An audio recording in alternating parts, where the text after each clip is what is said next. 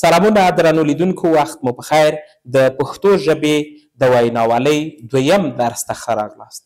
درنو قدرمنو لیدونکو، په تېر درس کې مو ویلي وو چې وینا په درې ډوله ده، چې یو د یاد وینا کول ده، یو د ورقې له مخې وینا کول دی، او بل شارټ نوټ وینا کول دی، چې تر ټولو مهم کثیر الاستعمال په ټوله نړۍ کې ډېر ښه ویناوالان هم د شارټ نوټ څخه استفاده کوي. ویلي مو چې شارټ نوټ څنګه اخیستل کیږي او څنګه د یوې وینا لپاره آمادګي نیول کیږي.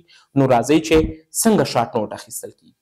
احمد یا محمود یا قلبي یا مسعود، هر چاته چې وخت ورکړل شو، که تا ته هم وخت درکړل شو، نو ته باید د وینا دپاره د آمادګۍ په برخه کې باید څه وکړې. اول موضوع درکړل شوې ده، فرض که امنیت. تاسو ځئ د استادانو نه، له پوهانو نه، له نخبګانو نه، له انټرنیټ نه، له کتابونو نه، همداراز که هر څوک په دغه برخه کې معلومات لري، تاسو ورځئ هغوی ته مراجعه کوئ او د همدې موضوع په اړه تاسو معلومات ترلاسه کوئ. هر کله مو چې معلومات ترلاسه کړل، نو تاسو پوهیږئ چې موږ ته 10 دقیقې وخت راکړل شوی دی. دا وخت ډېر مدیریت مهم دی. نو د 10 دقیقې د وخت لپاره تاسو 20 دقیقې معلومات اماده کړي. نو دا ډېره ښه خبره ده. په دوی کې ډېرې مهمې او غوښینې خبرې تاسو رااخلئ، شارټ نوټ کوئ، مهم نقاط یې لیکئ. فرض که امنیت دی، اول لیکئ امنیت، 3 دقیقې پر دې خبرې کوئ.